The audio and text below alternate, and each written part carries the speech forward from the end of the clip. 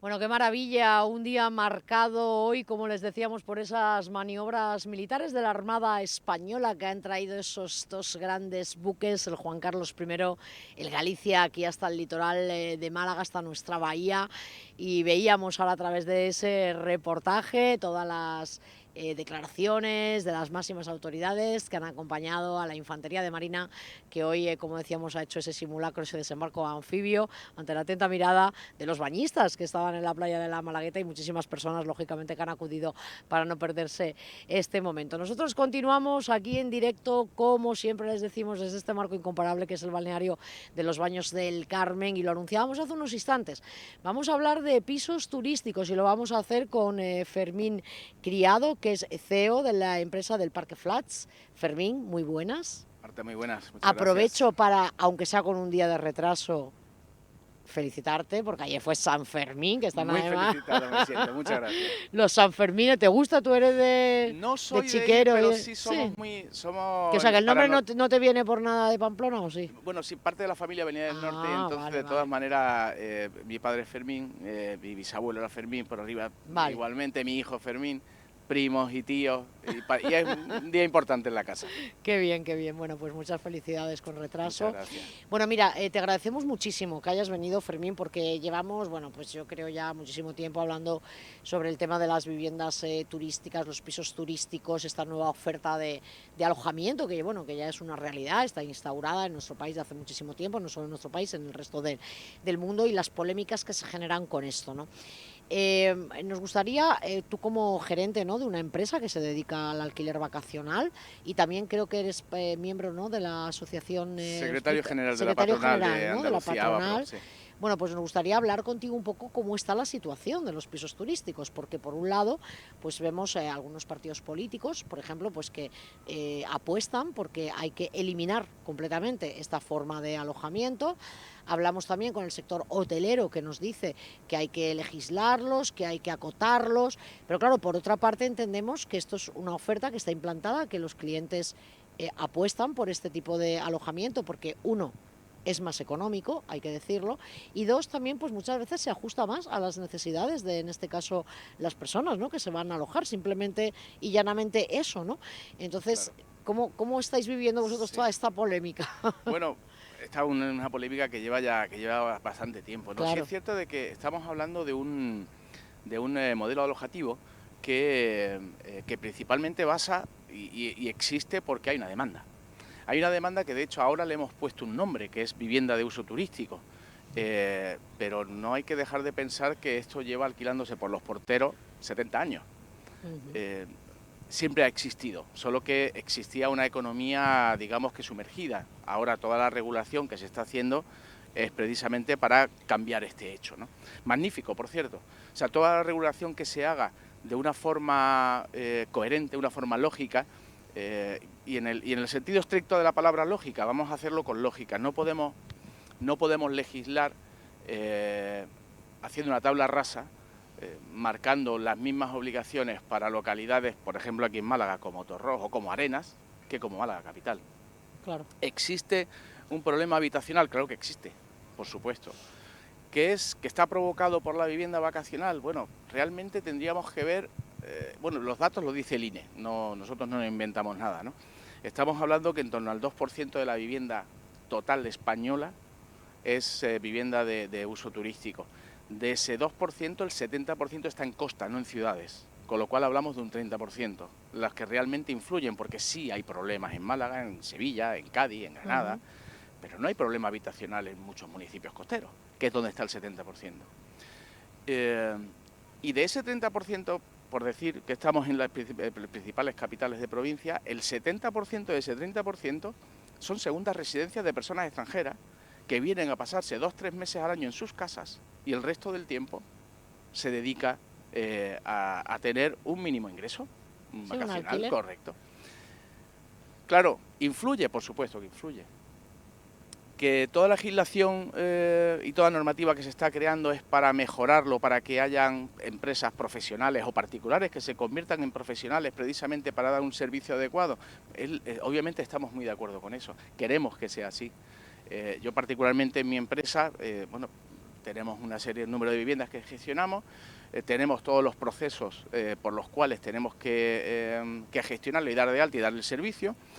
Y obviamente tenemos que tener un teléfono 24 horas, tenemos conserjes nocturnos, tenemos sistemas de control de sonido, tenemos un personal cualificado y preparado para dar servicio a ese turista que va a venir, porque no solamente, yo siempre se lo digo mucho a mis empleados, que por cierto, tengo la empresa que tengo gracias a ellos, porque son auténticos, magníficos, profesionales y implicados en la empresa, ¿no?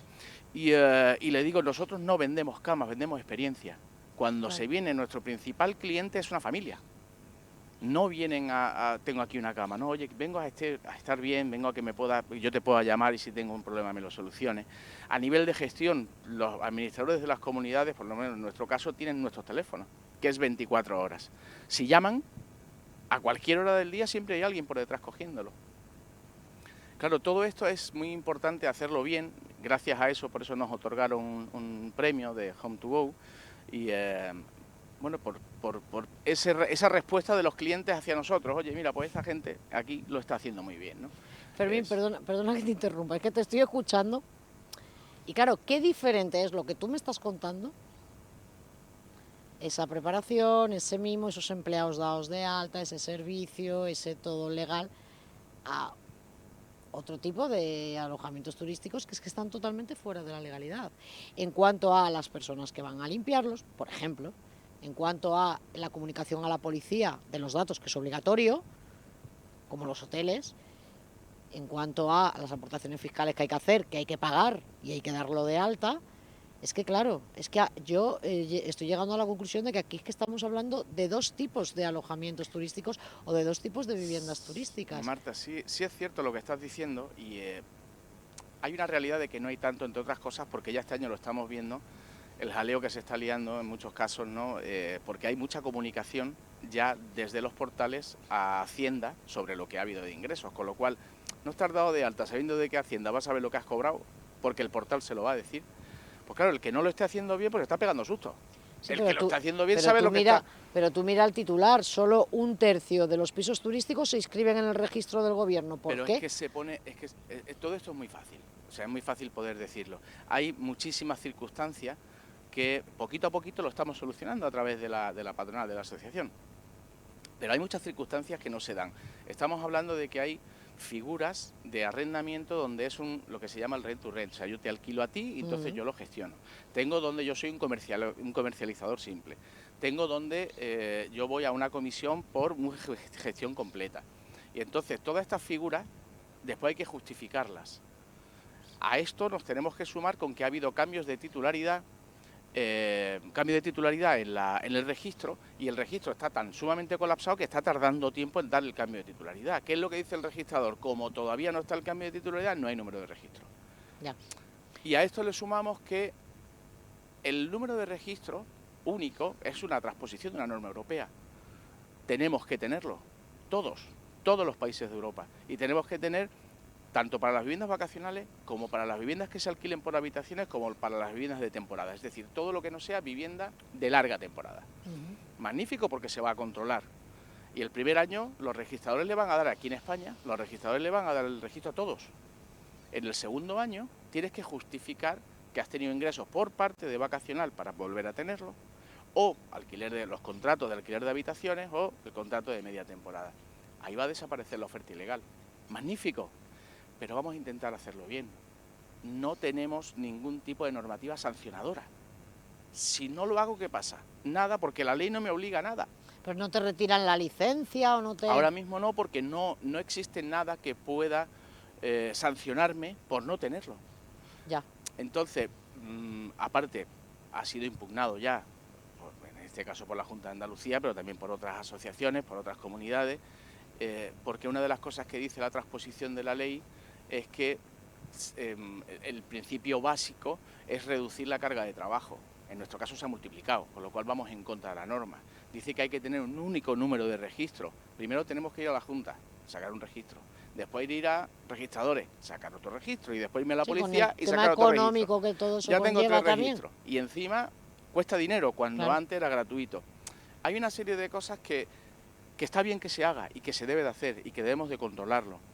y que lo que tenemos que hacer es tener servicio y calidad y profesionalidad. Y todo eso también se basa en los premios que conseguimos y certificaciones.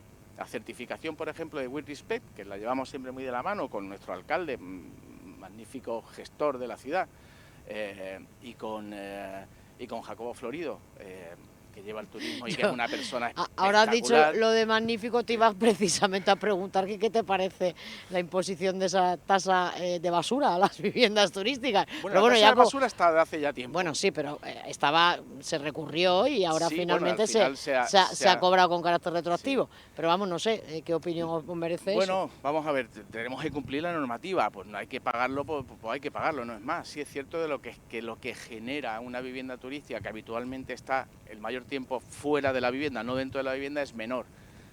Pero bueno, pues si tenemos que pagar el pato, pues porque deba de ser lo que deba de ser, bueno, pues ya está, pues no hay mucho más, ¿no? Pero sí es cierto de que la generación de basura es mayor. Yo en mi casa genero más que un turista que es que está durmiendo y fuera de dormir quizás 2 horas más, no más. Pero bueno, vamos a darle la realidad a lo que tenemos y si hay que participar un poco más por tener una actividad, bueno, pues habrá que hacerlo. O sea. Bueno, pero todo ese dinero que se recauda a través de los impuestos, a través de esas tasas, a través de esos registros, todo eso podría ir destinado, ¿no?, a crear, a invertir, ¿no?, en la creación de VPO, de creación de vivienda. En fin, debería ser así, ¿no?, en teoría, ¿no? Eso sería lo lógico, ideal, y que supongo que será, aunque esto habría que preguntarlo más, ¿no?, quizás a urbanismo, al alcalde más que a mí, ¿no? Sí, pero que a mí lo que me gustaría, fuese directo a eso. A mí lo que me gustaría un poco aquí es reivindicar el papel un poco de esas viviendas legales que están cumpliendo con la ley y que la gente sepa en sus hogares, porque claro, cuando tú escuchas los titulares, los pisos turísticos nos están quitando la vivienda a los jóvenes. Hace que mi hijo no pueda alquilar. Bueno, vamos a ver, la verdad está muy repartida y las cosas no son ni negras ni blancas, hay grises hay por medio. Una parte de responsabilidad, por supuesto. Que esto es solucionable en cuestión de 3-4 años, es completamente imposible. ¿Qué es lo que ocurre? ¿Qué es lo que pasa? Lo que pasa es que llevamos sin una política de suelo muchísimos años. Hemos creado un elefante en cacharrería para poder obtener a través de los mecanismos apropiados, gestionar suelo, abrir suelo o sacar licencias. Con lo cual todo se hace cada vez más tarde, todo se tarda muchísimo. Todo eso hace que si yo hoy quiero vender a 10 porque el mercado es capaz de pagar 10, que 10, por poner 10 ya es una barbaridad. Si yo mientras que saco el suelo empiezo a construir y demás, ya son 2 años, pues lo mismo ya lo vendo en 12 cuando podía haberlo vendido en 10. Pero claro, esto no es algo local, esto es algo encima nacional. O sea, nosotros tenemos que meter más oferta al mercado. Si hay más oferta de mercado, el precio baja. Las matemáticas son básicas, ¿no? ¿Qué le dirías a estas personas? Sé que nos habías traído unos gráficos para, no sé si los compañeros si los pueden poner un poco, porque a estas personas que, por ejemplo, pues esta misma semana nos comentaban, claro, es que se compara Málaga con Barcelona, pero claro, es que Barcelona, las viviendas turísticas que hay en Barcelona, que ya ha legislado, ¿no?, por el tema del alquiler vacacional, tiene muchos más habitantes en comparación con las viviendas turísticas que hay en Málaga, que tenemos muchísimos menos habitantes y muchísimas más viviendas turísticas. ¿Qué les dirías tú a las personas que ponen sobre la mesa este argumento? Bueno, lo que nos tenemos que ir son a realidades, ¿no? Desde hace 12 años, creo que son 12 años, ya se limitó por completo la creación de nueva actividad turística en Barcelona. Y en este tiempo lo que ha ocurrido es que, de hecho, no hay ya más vivienda vacacional, por poner el ejemplo, ¿no? También hoteles se restringió, hostales, pensiones, absolutamente todo el sector. La vivienda ha seguido subiendo y el alquiler ha seguido subiendo, con lo cual esa es la solución. La solución está en generar más suelo, generar más vivienda, construir más, tener más oferta.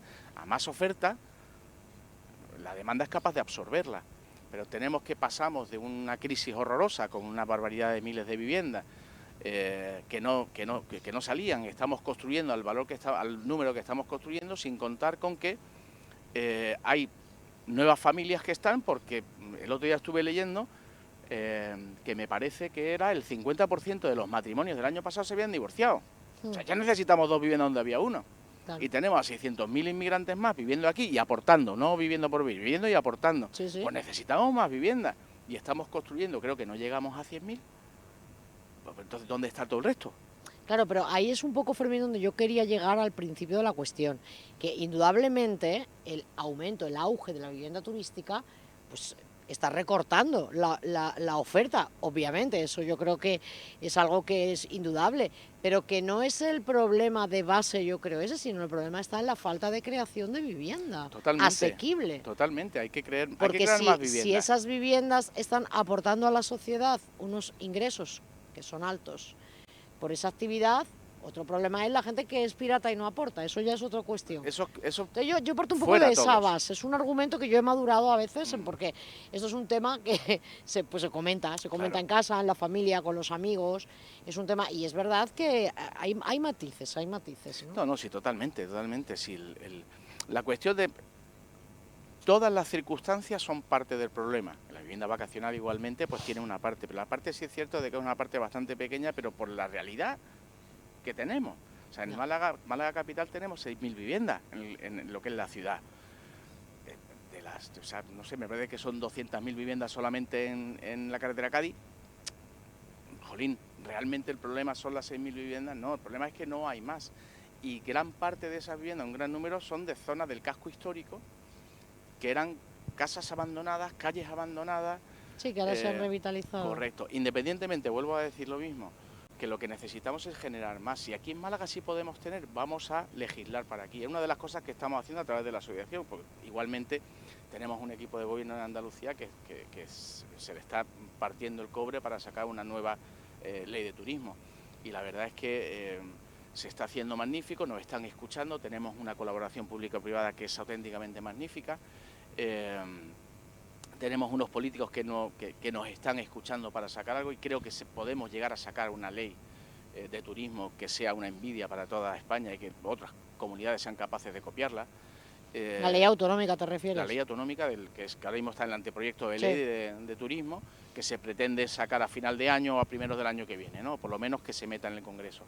Y entonces no podemos hacer tabla rasa, o sea, no podemos coger y crear una ley donde todas las circunstancias sean iguales para todas las localidades. No podemos crear una circunstancia en la que, por ejemplo, en un plan general una identificación de una nomenclatura no exista, y entonces para que pueda haber una vivienda vacacional tiene que hacer una modificación del plan general o de la norma subsidiaria.